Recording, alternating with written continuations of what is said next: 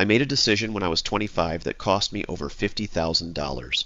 And the worst part, I didn't even realize it was happening until 3 years later. If you're in your 20s or 30s right now, there's a 90% chance you're making at least one of the 5 mistakes I'm about to show you. And these aren't just stop buying coffee type advice. These are the real financial traps that most people don't talk about because they either don't know about them or they're too embarrassed to admit they fell for them. By the end of this video, you'll know exactly how to avoid these mistakes, and I'll give you the exact steps to fix them. If you're already in the middle of one, stick around until the end because mistake number 5 is probably happening to you right now, and it's the easiest one to fix. Let's get into it. Mistake number 1, not treating your income as your greatest asset. The problem: here's what nobody tells you when you start working. Your ability to earn income is your single most valuable asset. It's worth more than any investment, any property, any crypto you could buy. Think about it. If you're 25 and you earn $50,000 a year and you work until you're 65, that's $2 million in earnings over your lifetime. And that's if you never get a raise, which is unlikely. But here's the mistake. Most people in their 20s and 30s don't protect or invest in this asset. They'll spend hundreds of hours researching which stocks to buy with their $1,000, but they won't spend a single weekend learning a skill that could increase their income by $10,000 a year. The real cost. Let's do the math. If you're 28 years old and you increase your income by just $10,000 per year through learning a new skill or switching careers, that's not just $10,000. That's $10,000 per year for the next 37 years until retirement. That's $370,000 in additional lifetime earnings, and that's before accounting for compound raises, promotions, or investment returns. But most people don't do this. They stay in comfortable but low-paying jobs because they're afraid of change, or they don't believe they can learn new skills. The solution: here's what you need to do. Step 1. Audit your income potential. Look at job postings in your field or adjacent fields. What are they paying? What skills do they require that you don't have? This takes 30 minutes and most people never do it. Step 2. Identify the highest ROI skill. What's one skill you could learn in 3 to 6 months that would significantly increase your income? For most people, this is either a technical skill, coding, data analysis, digital marketing, or a high-value soft skill, sales, negotiation, public speaking. Step 3. Invest in yourself aggressively. Spend money on courses, certifications, or coaching if it will genuinely increase your income. A $1,000 course that helps you earn an extra $10,000 per year is a 10 times return. You won't find that in the stock market. Step 4. Job hop strategically. This is controversial, but it's true.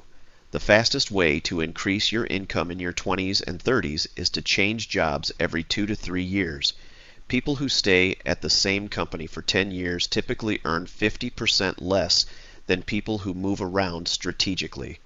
The bottom line: treat your income like the asset it is. Water it, feed it, protect it, and watch it grow. Mistake number 2. Lifestyle inflation. The problem: you get a raise. Finally, you're making $65,000 instead of $50,000. You can breathe a little easier, so you upgrade your apartment, lease a nicer car, start eating out more often, and subscribe to a few more services. 6 months later, you check your bank account and you have the same amount saved as before. How is that possible?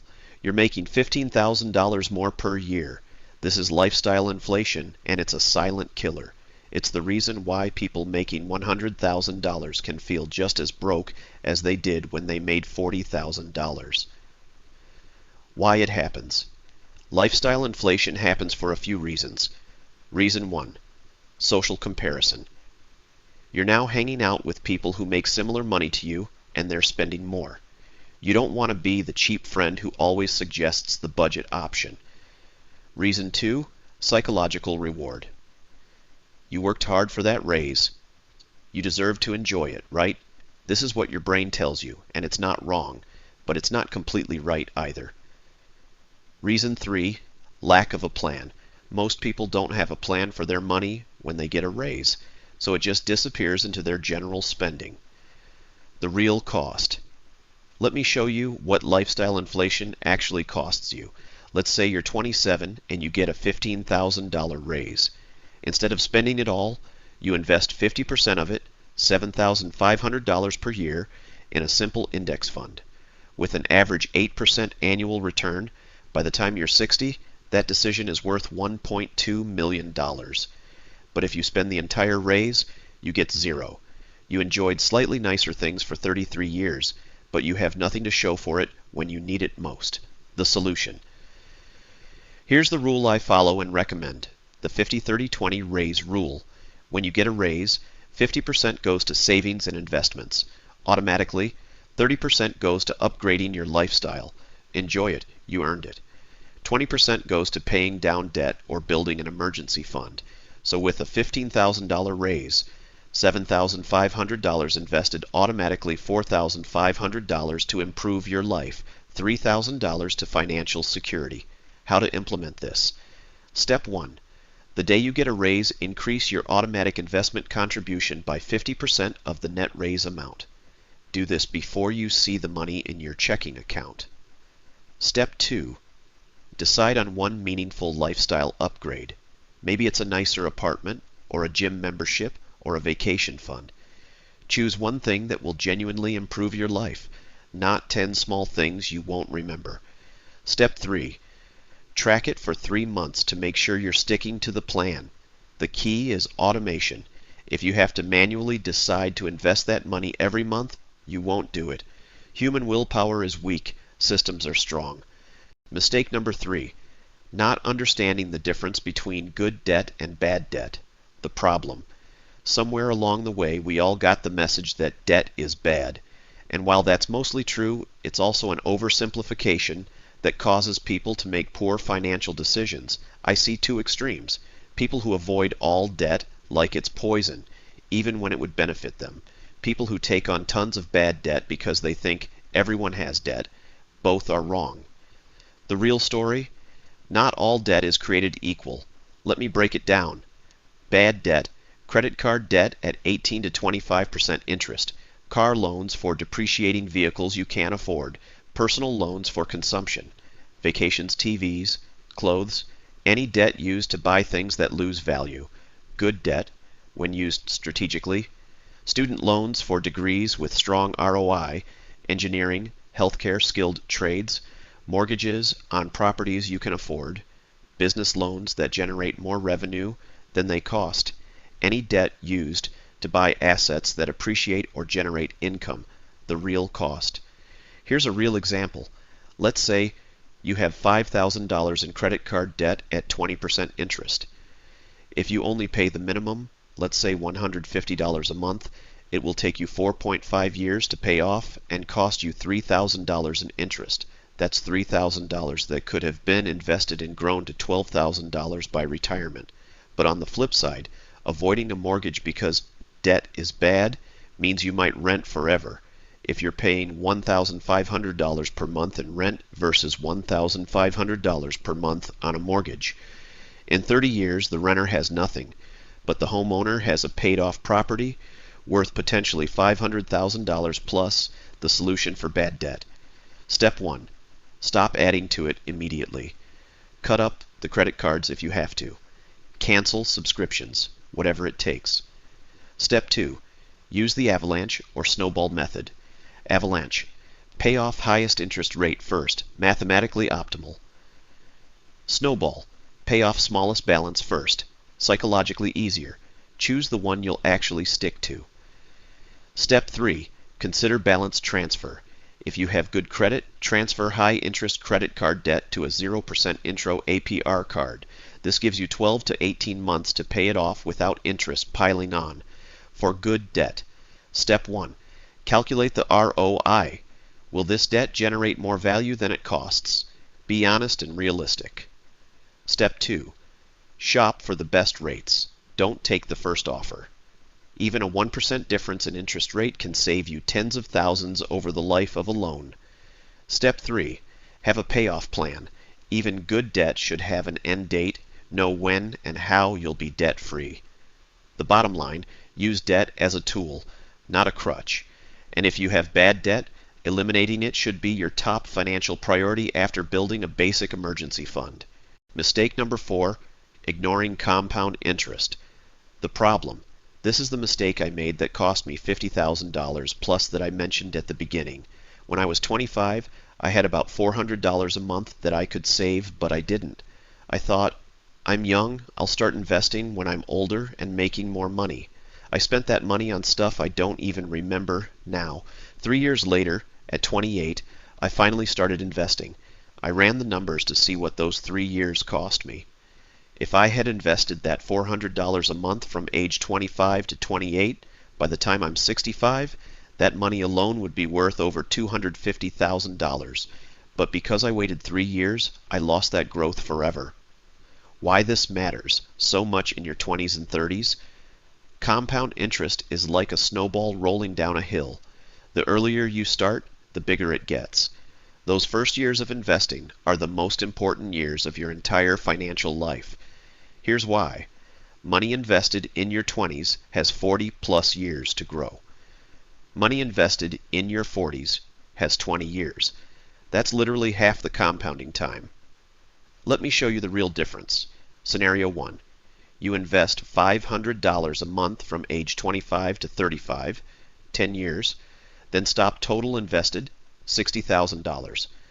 At 8% annual return by age 65, you have $580,000. Scenario 2.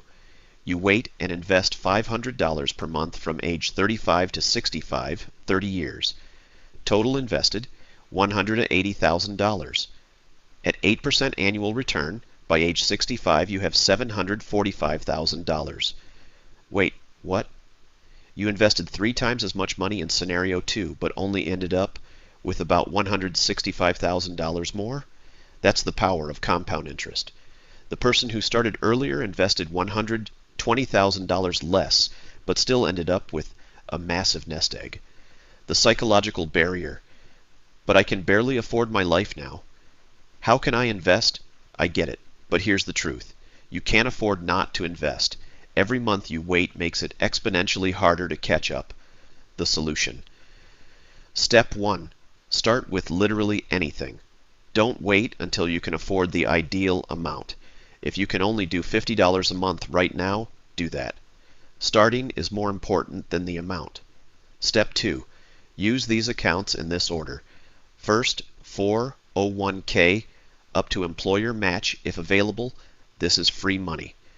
If your employer matches up to 5% and you don't contribute, you're literally giving away a 5% raise. Second, high interest debt payoff. If you have debt above 7 to 8% interest, pay that off before investing more. Except the employer match, always get that. Third, Roth IRA. Max this out if you can. $7,000 per year in 2025. This grows tax-free forever. Fourth, back to 401k. Max this if possible. $23,500 per year in 2025. Fifth, taxable brokerage account. If you've maxed everything else, just keep investing in index funds. Step 3, automate everything. Set up automatic transfers on payday. You can't spend money you never see. Step 4, increase by 1% every time you get a raise. If you can't max out your contributions right now, commit to increasing by 1% of your salary. Every time you get a raise, you won't even notice it. What to invest in? Keep it simple. 90% of people should just invest in low-cost index funds like Total Stock Market Index Fund, TRUEAs, Total International Stock Index Fund, Total Bond Market Index Fund. Increase this as you get older. The exact allocation depends on your age and risk tolerance, but a simple rule is 20s to 30s, 80 to 90% stocks, 10 to 20% bonds 40s, 70 to 80% stocks, 20 to 30% bonds 50s plus. Gradually shift more to bonds. Don't try to pick individual stocks unless you genuinely enjoy it as a hobby and you're only using a small percentage of your money. The research is clear. Passive index investing beats 90% of active investors over the long term. Mistake number 5. not protecting your downside. The problem. This is the mistake most people are making right now without realizing it. Everyone focuses on growing their money, investing, side hustles, career growth, but almost nobody focuses on protecting what they have.